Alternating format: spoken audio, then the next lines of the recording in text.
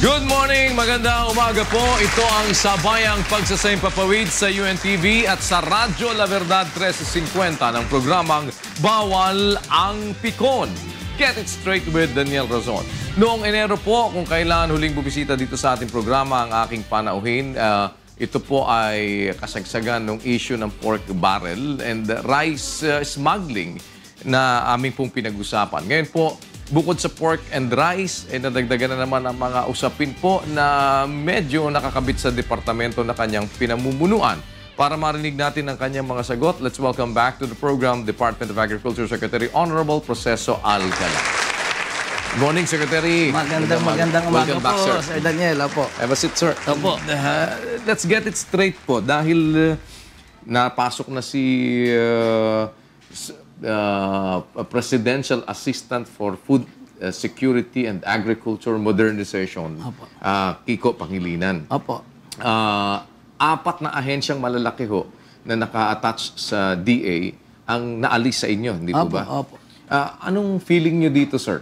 Actually po, kasi ito po ang nakita ang pit ng ating pong Pangulo. So, kailangan po nating igalang yun. At naman po, ang realidad po naman, before po naman ito ay ini-announce, before po siya inilagay doon, ako po kinausap ng Pangulo na kita rin niya na kung gano'n naman tayo ka-dedicated sa trabaho, ngunit talagang sobrang laki po ng kagawaran. And it doesn't happen ngayon lang. Even before po may mga ganun pong situation na yung ibang attached agencies ng isang departamento, talaga pong naihiwalay. Pero mukhang yung mga talagang main attached agencies ang inalis sa inyo. Parang sabi nung iba, parang binagwisan daw kayo. Hindi naman po. Kasi it's around 37 agencies na nandyan. Apat lang po. So, 27 po yung naiwanan sa akin. So, at ang sabi po ng Pangulo, at tingnan niyo po mabuti, ito namang mga ahensya na ito ay kung maalis doon sa concentration mo, makapag-concentrate ka more on the sa production side. Kasi doon po nakikita ng, sabi nga niya, ako naman ay naniniwala na pagdating doon sa production, you can give inspiration sa mga magsasaka, may diretso sila sa iyo, nakakadiretso ko sa kanila. So, alam nga natin na hindi po namin na-hit yung 100% na sufficiency doon sa rice. So, I think, ba't naniniwala siya na tama po yung ating direksyon at tama yung ating mga intervention. So, siguro, deep inside, gusto niya rin na, kasi hindi naman po kahit sa Pilipinas lang, kahit sa ibayong dagat, pinopronounce ng Pangulo yan. Pero ang maganda nga lang po, sinasabi niyang weather permitting, kung sakali maging. At hindi naman po tayo nakakaya dyan, Sir Daniel, dahil from 82% po tayo, sufficiency level in 2010, naging 96% po tayo for last year. Actually po, may good news po tayo sa ating mga kababayan. Baka po, hindi lang po ako nakapagdala ng printout, but ang US Department of Agriculture has announced na for the last 5 years, ang number 1 po sa growth ng rice production sa buong mundo, ang number 1 po, Pilipinas. So, it shows na totoo naman po. Kasi yung numbers cannot lie. So, yun po yung ibig sabihin na although hindi nga po na-hit natin yung 100%, but yung 96% po natin, highest ever increment po ito sa historya ng Pilipinas. Kaya lang, talagang at the end of the day, hindi pa rin po na-hit. So, pero dapat pong ituloy pa uli. Kasi nung ako po ay nasa Korea 2 weeks ago, kausap ko po yung Minister of Agriculture and it took them 6 years to be self-sufficient sa South Korea. Plus, imagine, kalahati lang po na population natin sila. Plus, ang grabe po yung intervention na ibinigay ng pamahalaan sa kanila magsasaka before nila na-hit yung 6 years. So, nung makita nga nila yung increment natin, nagugulat din po sila kung paano ginawa ng Pilipinas. Pero sinasabi po na ang marching order kay Kiko, ang sabi sa kanya, clean up the mess. Bakit? Ano bang mess ang ginawa ninyo? Yun po ang medyo hindi ko po kayang ipaliwanag. Hindi lang po kayang ipaliwanag sa Daniel. Medyo pagdating na sa parteng ganyan, hindi ko na po palalampasin yan kasi pangit naman po 'yon. Hindi naman po kami nagnakaw dito, hindi naman po kami gumawa ng kalokohan dito. And we cannot have that kind of growth kung kami po ay nagpabaya at saka naggawa ng kalokohan. So anong mess yung hindi ko po alam, hindi ko po alam. Kaya nga po sabi ko, ito'y bahay natin. Itingnan natin kung paano at kung may mga hindi po namin nagawa yung perfecto diyan no, sa inyong nakuha. Wag naman pong tayo mag-finger pointing. Dahil sabihin po natin sa NFA. Sana po ito numbers po ito 147 billion pesos ang nasave ng Pilipinas buhat 2011 hanggang 2013. Just for the importation alone. I-compare po natin yung 2008, 9, and 10 against 2011, 12, and 13. Sa importasyon po, 147 billion. That means, ito po yung sinasabi natin. From time to time, ako po ay very transparent sa inyo. At ako po pwede ninyo surutin kung sakali nakita nyo, si Seke, nagbago na ng pananaw. Laging from the start hanggang sa magkahuli po na ninyo kung may interview, kita nyo ang direction natin laging how to protect the farmers at kung paano makapaggawa ng paraan to produce at a lower... actually, kaya nga po, mabuti na papag-usapan po yung bigas. From 82 to 96. So that means we are almost there. At habang nandyan po tayo, hindi po ito yung buong istorya na kailangan ng ating magsasaka. Ang kailangan po natin is for us to be competitive after 2015. Kasi after 2015 po, pwede na sila magpasok sana dito ng, as long as they will pay yung 35% para sa ASEAN or 40% sa ngayon. Ang kailangan natin is tulungan at turuan po natin yung ating mga kababayan to produce yung palay sa mababang halaga. Kasi kahit 100% pa nating maabot ito, kunit ang ating production cost ay mataas, smuggling will always be there. At saka, pag-liberalize na po tayo, pwede nang pasok po kahit anong laking volume. So ngayon, malaki ang smuggling natin kasi papataas na naman ang presyo ng bigas. That is inviting doon sa kanila. Pero hindi naman po sinasabi natin malaki. Actually po, kaya tumataas na ganyan. In fairness naman po sa customs, that means ina-apprehend talaga po ng customs. Hinihigpitan ang major na reason bakit po tumataas ngayon ng ang presyo ng bigas dahil sa paghihigpit ng customs? Hindi po. Part po yan. Kasi yung pong customs ay talaga hindi nagpapabaya sa na pumasok ang smuggling. Pero hindi po yun ang main reason kung ba't mataas ang bigas. Ang main reason po kaya mataas ang bigas ay dahil mahal ang bili ng traders sa palay. Na bakit naman mahal ang bili? Kasi po ito po law of supply and demand yan. Pero yung pong mga traders kasi po natin, kailangan nilang bumili sa mga magsasaka dahil kailangan nilang tumakbo yung kanilang mga mills. So, nag-aagawan sila doon sa produkto. So, at plus, usually po talaga, pag dry season crop, mas mahal po yung klase ng bigas. Quality po yung naitatanim pagka dry season crop.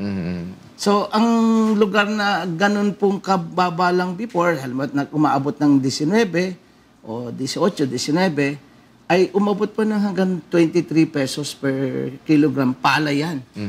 So, yung binili mo, gawin na po natin, kayo po yung negosyante, binili mo sa akin na 23 pesos, hindi mo naman pwedeng ibenta ito ng 36 pesos. So, that's the reason why ito pong binili mo ng ganon, ibibenta mo ng mas mahigit na 40 pesos. Bakit masasabi po ba ngayon na hindi naman majority ng ating mga kababayan ang tatamaan ng pagtaas ng presyo ng bigas? Ang akin po kasing, correct me if I'm wrong, Sir Daniel, ano po? Kasi kung ikaw ay ordinaryong tao, yung hindi ko naman po dina-downgrade yung iba nating kababayan.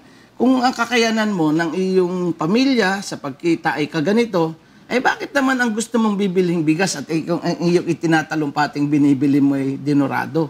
Ibig sabihin, pag alam mo hanggang saan ka, lagi po dapat, nandyan po kasi yung NFA na 27 pesos at saka 32 pesos. Alam niyo po, Sir Daniel, wala na pong bulok na bigas sa NFA. Nalinis po natin.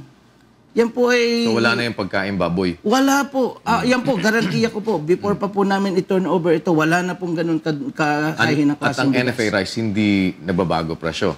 Hindi po, 27 po at saka meron silang well-milled na 32 pesos. So hindi tataas ngayon ng NFA. Hindi po, yung pong Ang mga kasi ang nagiging konotasyon lagi lagom pagka sinabi na tataas ang presyo ng bigas. So nawawala na yung differentiation nung commercial rice at saka nung NFA rice. Actually po, ang importante dito, yung NFA rice na 32, i-compare mo ito po comparable doon sa 40 pesos. Ang problema po natin ngayon, dahil napaganda ng operation ng NFA, lagi po nandiyan ang NFA rice. Ang nawawala po ay NFA price. Kasi ang nangyayari po, minsan yung iba, na ibang may hindi po ganun din katuwid, i-convert yung NFA rice or isasama nililipat ng sako. Yes, sir. Actually, kahit hindi mo... So, how do you... Kasi, actually, hindi mo kailangan ilipat ngayon ng sako Ilagay mo dyan, lagyan mo lang ng sarili niyang sign. Kasi sobrang ganda po ng NFA rice. How do you solve that problem, Secretary? Kasi ito noon pa, bata pa tayo problema na yung may nagbuburiki, bukod sa nagbuburiki alam niyo rin po pala. Di ba? Lipat sako, dadalhin sa isang warehouse, pagkatapos papalitan o kaya isasama doon sa mga commercial rice. Noong una po kasi kaya sinasama sa commercial rice, usually ang commercial rice is much more better kaysa doon sa NFA rice. Pero ngayon nga po sa ganda ng NFA rice, talaga pong solo niya na. Pwedeng indiretso mo na. Ngayon, ang kailangan po natin dito is yung vigilance ng ating mga kababayan. Hindi naman po rin kaya, kahit naman po, in fairness naman po kay Senator, kay Secretary Pangilinan, hindi rin po naman niya kayang isolve ng solo ito. So, kailangan din po natin silang tulungan. Ang bago pong administrador ng NFA, dapat po nating tulungan. I-report po natin. Pag nakita natin, itong si Hiwana, ito ay registered dapat na magbebenta ng NFA, pero walang nakatindang NFA na karatula. Pero ang problema kasi, sir, hindi ba yung mga may hawak ng NFA rice natin, yun din mga nagbebenta ng commercial rice. Tama po kayo. So, isa po yan sa pinag-usapan nila. And maaari pong isang bagong estratehiya na ipag-iisip po nila Secretary Kiko yan. So, sila na po ang bahala. And I think sa galing naman po nilang yan, mas makakaisip pala ng pamamaraan para ma-solve. But kasi dapat siguro, yung mga nagbebenta ng commercial rice, pagbawalan magbenta ng NFA. Yung NFA na lang ibenta mo. Kasi parang pagka ikaw parehong may hawak, who knows kung alin ang pinagsama mo. Yun po ang problema. At hindi, ang realidad po kasi sa ayoko pong sabihin sa inyong gano'n na nga yung gano'n kadali. Ayoko pong ipahamak ang NFA kasi hindi po gano'n kadali yun. Kasi usually po, nabibigyan din ng karapatan para magbenta ng NFA ay the same traders na nagbebenta po ng... Na naghahalo. And yung pong paghahalo at saka dapat po, katulong natin ang pamayanan. At nagpapalit. Opo. So, yun po ang panawagan natin. Tulungan din po natin si Secretary Kiko, ang ating pong bagong administrador na si Mr. Art Juan. Tulungan din po natin. Anong pinakamalaking naiwan sa inyo na agency na pinakamalaki ang 27 pa yun pero yung kasi yung majority ng mga kagaya na NIA, yung lahat ng mga yung apat na yun. Tandaan niyo po, NIA is just part of the production. Exactly. Part lang, I need NIA para doon sa production ng aking rice sa buong Pilipinas. So, ang amin pong kaso doon ngayon ni Sec Kiko is ibabato ko po sa kanila yung projection. Sec, ito yung aming projection on that region, on that province, on that municipality. Ito yung aming projected na kakailanganin namin sa expansion. So, baka po pwedeng i-consider ninyo ito para sa expansion din ng irrigation. Kailangan lang po mag-usap at Hindi ba mas naging mahirap yung gano'n? Kasi dati parang kayo na yung nakakumpas, diretso na magagawa. Sometimes, sa Daniel, hindi ko po tinitingnan na mas nagiging mas mahirap. Sometimes po, tingnan natin ito sa mas positibong pamamaraan. Na kung minsan din, baka nalilibang din tayo dahil sa dami ng ating ginagalawan. So ngayon, at alam mong merong kang kailangang ibang taong kausap, sometimes you must be more careful. Sometimes you must be more diligent doon sa ating mga gagawin dahil ayaw mo rin mapapahiya naman di ba? So, yun po nakikita ko. So, wake up call din. Kasi hindi naman po ako lang solo yan ito po kasama namin yung downline namin. At yun po yung sinasabi ko lang na hindi po ako naglinis ng NFA before. Hindi po ako lang solo. Hindi po yung administrator lang solo. Kasama po yung lahat ng empleyado, kasama po yung lahat ng officers, pero hindi po tayo nakasave ng 147 billion kung hindi po natin nilinis. Pero bakit ngayon isang usapan naman tungkol dito sa presyo ng bawang? Dahil daw sa meron kayong, iba daw yung inyong tinitignan sa tinititigan. Before you answer that, sir, we'll pause for a break.